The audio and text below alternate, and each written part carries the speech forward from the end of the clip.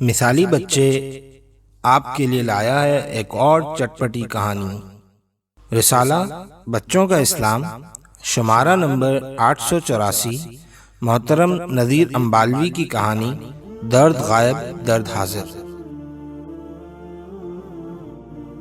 سر سلیم کی جماعت ہو اور طلبہ خاموش نہ ہو، یہ بھلا کیسے ہو سکتا تھا؟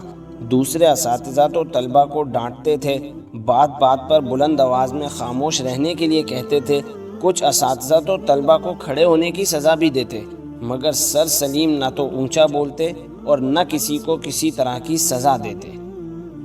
کسی سے غلطی سرزد ہو جاتی تو اسے جماعت کے ایک کونے میں لے کر کھڑے ہو جاتے، دھیمے لہجے میں سمجھانے کے انداز میں اس طالب علم سے بات کرتے۔ طلبہ اس وقت سرگوشیاں کرتے ہوئے ایک دوسرے کو کہتے، مذاکرات ہو رہے ہیں، دیکھیے کیا نتیجہ نکلتا ہے۔ پیریڈ ختم ہونے کے بعد طلبہ اس طالب علم کے گرد جمع ہو جاتے جس سے تھوڑی دیر پہلے مذاکرات ہوئے تھے۔ مذاکرات کی اندرونی کہانی پوچھی جاتی، باہمی گفتگو کے بارے میں سوالات کیے جاتے، کسی سزا، دھمکی یا دھونس کا پتہ لگایا جاتا۔ ان سارے سوالات کا طالب علم صرف ایک جملے میں جواب دیتا کہ سر سلیم تو بہت اچھے ہیں، غصہ تو شاید انہیں کرنا ہی نہیں آتا۔ 2 دن پہلے ہی فیضان سے سر سلیم کے مذاکرات ہوئے تھے۔ فیضان جماعت میں موجود ہو اور خاموشی ہو، ایسا ممکن نہ تھا۔ کبھی ساتھ بیٹھے طالب علم سے باتیں، کبھی پیچھے بیٹھے دوستوں کے ساتھ مل کر کسی بات پر قہقہ بلند کرنا۔ ان کاموں سے جب فرصت مل جاتی تو اپنی سیٹ سے ایک دم کھڑے ہو کر ہاتھ بلند کرتا، پیٹ پر ہاتھ رکھتا۔ اس حالت میں استاد اسے دیکھتے، فیضان سمجھ جاتا کہ اس کا تیر نشانے پر لگا ہے۔ وہ سر، وہ واش، ہاں جاؤ۔ استاد اس کا جملہ بھی مکمل نہ ہونے دیتے۔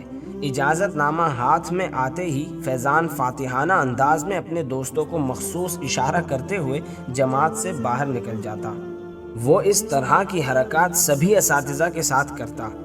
کوئی استاد اس کی چالاکی سمجھ کر اسے گھورتا تو فیضان کی اداکاری اپنے کمال عروج کو پہنچ جاتی۔ چہرے پر اتنا کرب ہوتا کہ استاد کے لیے اجازت دینے کے سوا کوئی چارہ نہ رہتا۔ فیضان کے دوست سب کچھ جانتے اور سمجھتے تھے۔ تفریح کے وقت میں اس کے دوست اس کی فنکارانہ صلاحیتوں کی داد دیتے تو فیضان سب کو چپس کھانے کے لیے دیتا۔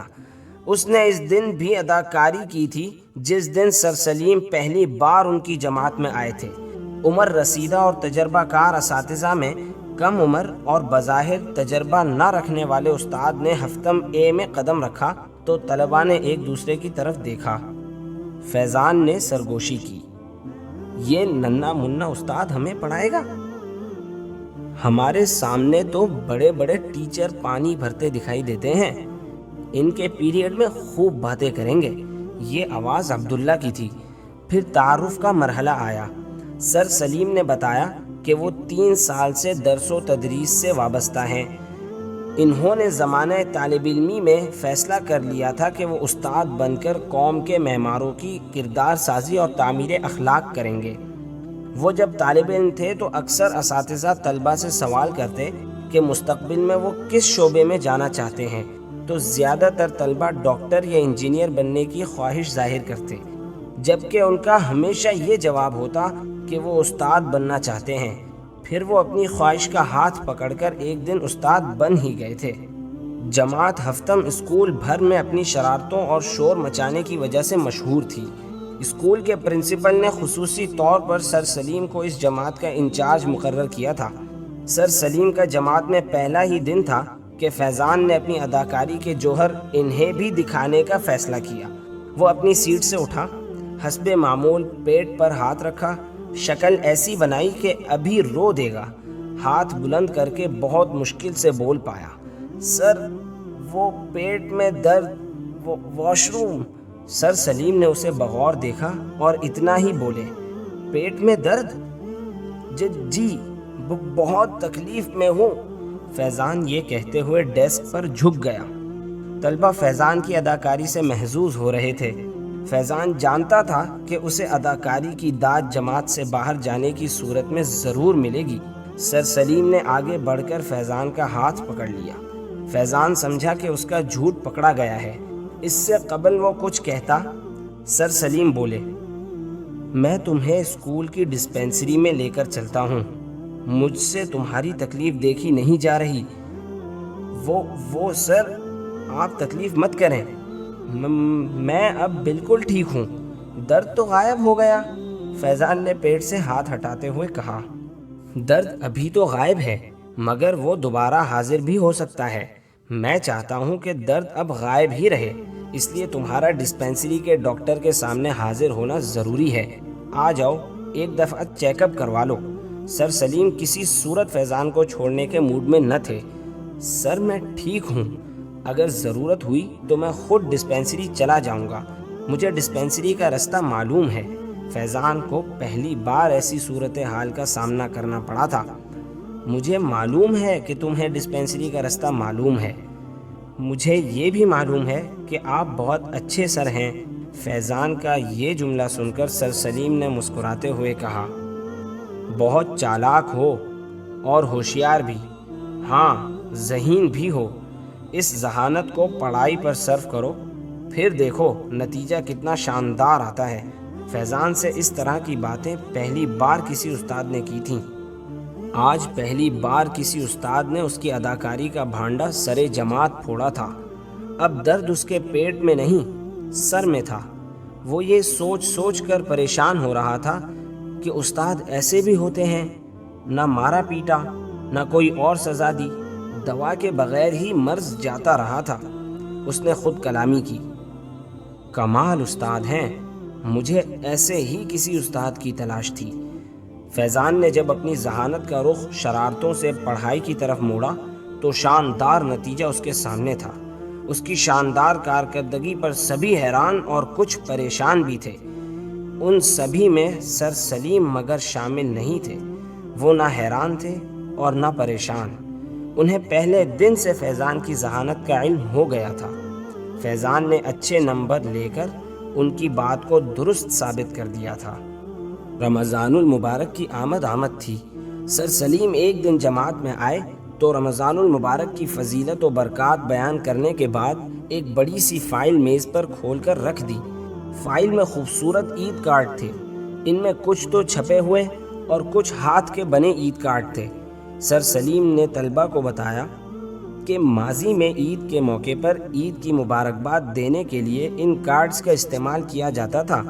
اب ہر کوئی انٹرنیٹ کے ذریعے ایک دوسرے کو عید کی مبارکباد دیتا ہے، میں بھی ایسا ہی کرتا ہوں۔ لیکن پر سر سلیم تھوڑی دیر خاموش رہے، پھر بولے، لیکن میں اپنے طلباء کو یوں بھی عید کی مبارکباد دیتا ہوں۔ یہ کہہ کر انہوں نے سبز رنگ کا بڑا سا لفافہ کھولا اور تیزی سے جہازی سائز کا ایک عید کارڈ باہر نکالا۔ طلبہ اتنا بڑا عید کارڈ دیکھ کر حیران رہ گئے۔ عید کارڈ کے اندرونی حصے پر جماعت کے طلبہ کی تعداد کے مطابق ستارے بنے ہوئے تھے۔ ہر ستارے پر ایک ایک طالب علم کا نام تھا۔ کارڈ پر یہ خوبصورت جملہ لکھا تھا، آسمان علم کے ستاروں کو سر سلیم کی طرف سے عید الفطر کی ڈھیروں مبارکباد۔ سر سلیم نے خود یہ خوبصورت عید کارڈ بنایا تھا۔ پھر انہوں نے رنگین چارٹ کے ذریعے طلبہ کو عید کارڈ بنانے کا طریقہ بھی بتا اور سمجھا دیا۔ طلبہ نے معنی خیز انداز میں ایک دوسرے کی طرف دیکھا۔ رمضان المبارک کے دوران میں ہی اسکول میں گرمی کی چھٹیاں ہو گئیں۔ طلبہ ایک دوسرے کے رابطے میں تھے، باہم مشورے سے کام جاری تھا۔ سب نے مل کر خوبصورت عید کارڈ بنائے، پیارے پیارے محبت بھرے جملے لکھے اور مل کر قریبی پوسٹ آفس سے سر سلیم کے گھر کے پتے پر ارسال کر دیے۔ جب یہ خوبصورت کارڈ اپنے ساتھ خلوص اور محبت کو لیے سر سلیم کے سامنے پہنچے تو ان کی خوشی کا کوئی ٹھکانہ نہ رہا۔ یہ لگ رہا تھا کہ آسمان علم کے ستارے ان کے آنگن میں اتر آئے ہوں۔ یوں تو سبھی عید کارڈ بہت خوب تھے، مگر فیضان کا کارڈ اور اس پر لکھی عبارت پڑھ کر سر سلیم کا دل خوش ہو گیا تھا۔ فیضان نے لکھا تھا، سر سلیم کے نام، آپ ایک ہمدرد استاد ہیں۔ آپ کی ہمدردی سے میرے پیٹ کا درد ایسا غائب ہوا کہ کبھی حاضر نہ ہوا اور نہ اب کبھی ہوگا۔ اسی طرح ہمدردی کی دوا بانٹتے رہیے، ہمیشہ خوش رہیے، میری طرف سے دلی عید مبارک قبول کیجیے۔ آپ کا شاگرد فیضان احمد۔ عبارت پڑھ کر بے اختیار سر سلیم کے لب ہلے اور لفظ دعا بن گئے۔ اللہ تعالیٰ تمہیں ہر دکھ درد سے دور رکھے، درد تمہاری زندگی سے غائب رہے اور کبھی حاضر نہ ہو۔ فیضان اس وقت بظاہر وہاں حاضر نہیں تھا، مگر سر سلیم کو یوں محسوس ہو رہا تھا کہ وہ یہیں کہیں موجود ہے اور ان کے دعائیہ کلمات سن کر آمین ثم آمین کہہ رہا ہے۔ تو دوستوں، امید ہے آپ کو کہانی پسند آئی ہوگی۔ اگر آپ اسی طرح کی مزید دلچسپ اور چٹپٹی کہانیاں سننا چاہتے ہیں تو چینل کو سبسکرائب کریں اور بیل آئیکن کو کلک کریں۔